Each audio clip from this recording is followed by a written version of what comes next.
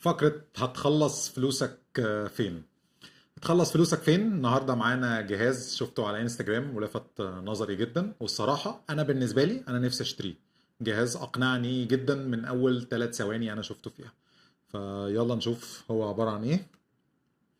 Ready. Let's go.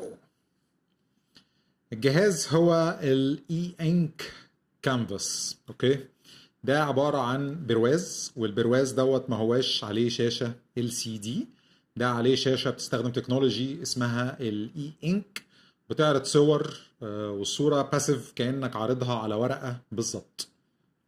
تعالوا نشوف الاوفيشال ويب سايت قايل ايه وبعد كده نتكلم على التكنولوجي. اوكي، بتقدر تحط عليه صور من الموبايل، وفي نفس الوقت تقدر تحط عليه صور جنريتد بالاي اي. يعني لو انت نفسك تشوف منظر قدامك على المكتب او في البيت ليك كده وعليها ملايكة بتطير او قوس قزح او شجر مثمر، حط اللي انت عايزه. او عايز تشوف الشمس وهي بتغرب، زي ما انتوا شايفين بيتحط، بيبقى كأنه صورة بالظبط بالظبط، ومش محتاج انك انت شمس ضلة، مش محتاج كأنه ورقة. اوكي، زي ما انتوا شايفين قاعدين بيجنريت، او ممكن تحط صور انت مصورها بالكاميرا او بالموبايل. اوكي،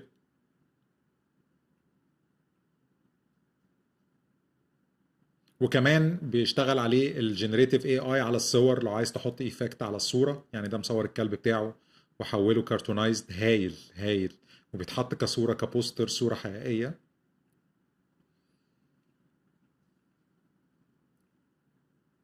اوكي، وكمان ممكن لو انت مثلا ابنك مسافر او انت مسافر وعايز مثلا عند باباك او مامتك في البيت، تقدر تجنريت او تحط صور through the internet من وانت في مكانك، which is awesome جدا. طبعا الابليكيشن cutting edge generative AI موديل بيستخدم تقريبا بتاع شات جي بي تي، ومعاه ستيبل ديفيوجن، او بيستخدم سوري اهو experience next evolution art creation powered by state of the art models with integration into flux and stable diffusion. اوكي اوكي، طيب خليني اقول لكم الاول قبل ما نشوف سعره كام. هو سعره مش مكتوب، بس خليني الاول اقول لكم هو بيستخدم ايه. التكنولوجي اللي هو بيستخدمها حاجه اسمها الاي انك. الاي انك ده عباره عن ايه؟ عباره عن الحبر نفسه، او الفيلم او اللاير اللي محطوطه دي، بتبقى عباره عن مايكرو كابسولز، كبسولات صغيره فيها فلويد، نوع من انواع السائل او الحبر. وبيبقى جوه الفلويد دوت عايم جواه بارتكلز. البارتكلز دي بتبقى بالوان مختلفه، وليكن هنتكلم على الابيض والاسود.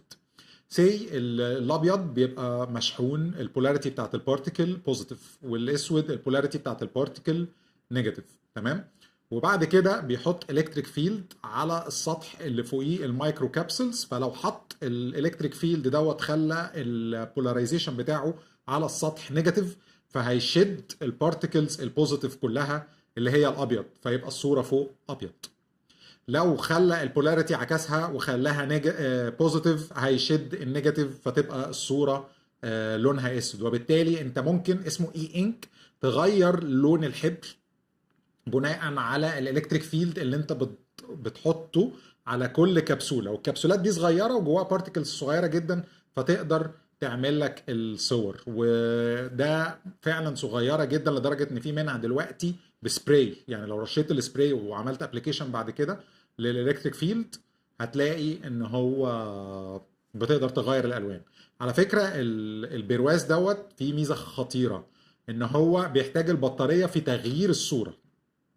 ان هو يسيب الصوره ما بيحتاجش بطاريه. يعني هو مبدئيا بطاريته بتقعد في حدود سنه، لو السنه دي خلصت والبطاريه خلصت، اخر صوره هتفضل متثبته عليه. فهايل هايل هايل. للي مش مصدقني، او للي عايز يشوف الاي انك دوت في ريل لايف ابلكيشن، BMW كانت عملت عربيه مبنيه عليه. انا هعرض الفيديو صوت وصوره وربنا يسهل وما ناخدش كوبي رايت سترايك، بس مش هعرضه فول سكرين.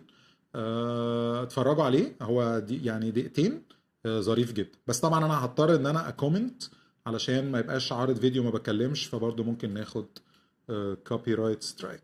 خلينا نشوف. ready.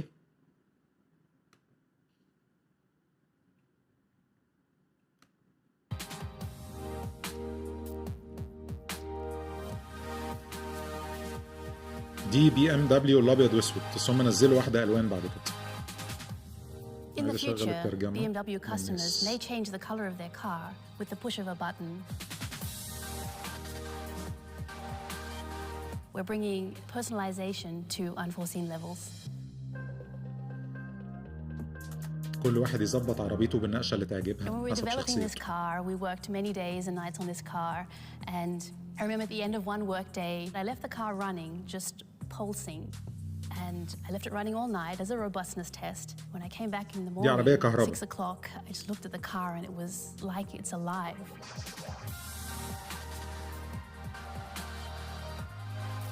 لسه بقى هتقول الابلكيشنز اللي ممكن تستخدمها غير انك تغير لون عربيتك.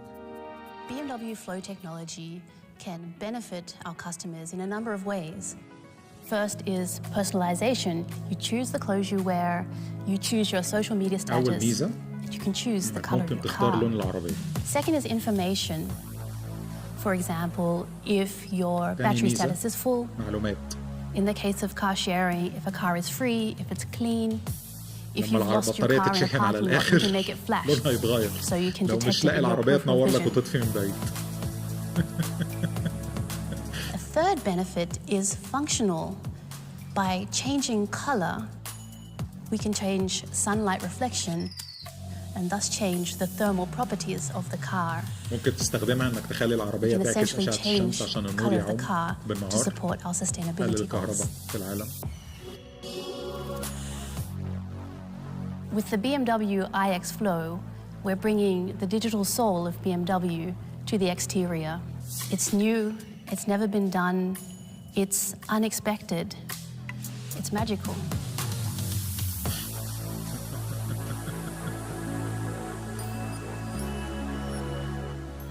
It's nice. هي كونسبت كار، اعتقد ان هي ما نزلتش للبيع في الاسواق، بس هي اتعملت وفي ناس كتير شافوها لايف ومصورينها. خشوا دوروا عليها على البي ام دبليو اي اكس فيتشرينج اي انك تكنولوجي. اكتبوا كده بس على جوجل وهتلاقوا ناس متصوره عليها ومصوراها فعلا وبتحكم فيها بالابلكيشن بتاع الموبايل. المهم نرجع تاني بقى على المنتج ده بكام عشان نعرف هنخلص فلوسنا ولا لا.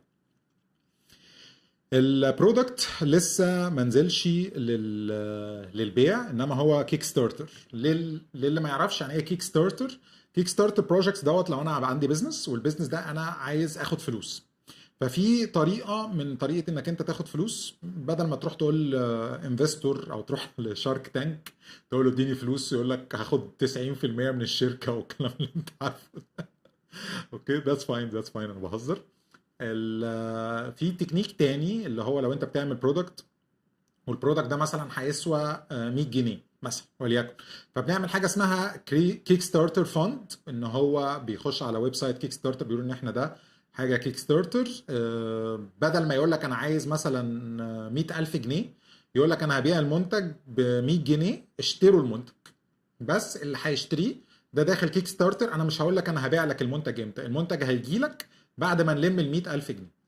وفي ناس بتحط تايم، يعني يقول لك مثلا لو انا لميت ال 100,000 جنيه في خلال السنه هنصنع وهبعت لك المنتج. وفي ناس بيدوا خصومات للكيك ستارترز، يعني مثلا هو فعلا هيتباع ب 100 جنيه بس اول ما الكيك ستارتر يخلص وننزل البرودكتس هيبيعوا ب 150 جنيه. وفي ناس بتبقى عايزه تساعد الشركه، وفي ناس بتبقى عايزه تكولكت لو هي بتثق في الشركه الكيك ستارتر كيت دي اللي هي بتبقى ليميتد فيرجن.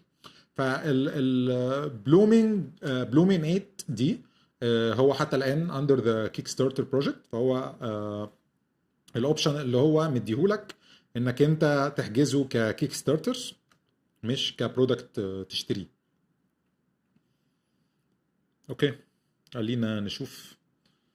اوكي سوري جيب فول سكرين. اوكي The world's first smart e-ink canvas cord free بيتشحن type C distraction free smart home integration compatible مع الفريم بتاع ايكيا عنده موبايل ابلكيشن تقدر تشوف الصورة على الموبايل زي ما هي في الابلكيشن يتعلق على الحيط. انا الصراحة نفسي اشتري الخمسة دول. الخمسة دول عجبني جدا بحيث ان انا اعمل وول ارت جاليري في البيت واقدر اغير الصور كل ما اصور صور جديدة. انا بحب اعلق الصور اللي انا بصورها يعني مش صور انا شخصيا الصور اللي انا بصورها ظريفة جدا. تمام. فين السعر بقى يا جدعان؟ يلا عايزين نشوف. اوكي بصوا ده انيميشن ليه اهو فعلا زي الصورة بالظبط مش هتحس انك بتتفرج على شاشة او هو مش شاشة اكشن. ماشي. اوه ده كمان بياخد ميموري كارد يعني انت ممكن كمان تحتفظ بالميموري الصور على ميموري كارد لو مش عايز الابلكيشن ولا مش عايز الجنريتيف بيكتشرز او لو عايز تسجلها يعني. البطارية بتقعد سنة ونص حسب الاستخدام ولو استخدمتها قليل جدا ممكن تقعد 3 أو 4 سنين. ماشي. موبايل ابلكيشن SD card compatible الدنيا يا جدعان زيه زي الريجولر وول برينت. find a photo or artwork drive the local store. بدل ما توفر على نفسك على كل دوت ارزع على الاي انك. ايوه وحاطين مقارنه ظريفه اللي عايز يخش يتفرج عليها ما بينه وما بين البراويز العاديه. مش هيدونا السعر بقى ولا ايه؟ السعر اهو. سبيكس سمول ميديوم لارج ريزوليوشن 800 في 480. اعتقد ان احنا كده لازم نبقى في الميديوم. 13 بوصه اكبر من التابلت ال 10 انش بشويه. اوكي ايوه. الايرلي بيرد كيك ستارتر هياخده ب $167 بدل 239. طيب انا قلت انا عايز الميديوم $350 وانا عايز 5 قصدي. فاحنا هنقول كام؟ 350 في 5 $1750 اضرب في 51 ونص 90,000 جنيه. يعني انتوا قولوا لي رايكم تخلصوا فلوس. والله لو معايا 90,000 جنيه اشتريه يعني. انا شايفه حلو جدا وانا اوريدي عندي في البيت وول ارت وكنت لسه بفكر بقول بقالي كتير قوي ما غيرتش صور لسه عايز انزل اطبع صور جديده. فتخيل لو بالكونفينينس ده والصوره كانها صوره مطبوعه على الورق. والله انا شايفه هايل. يا رب يبقى التكنولوجي دي ترخص ويبقى في منافسين في السوق والموضوع يبقى ارخص وارخص. ده كان المنتج اللي معانا النهارده في هتخلص فلوسك فين. يا ريت تقولوا لي في التعليقات قبل ما نقفل. احنا كده قدامنا دقيقه ونقفل. هاخد فيهم الكومنتات. ممكن تخلص فلوسك على المنتج ده ولا لا؟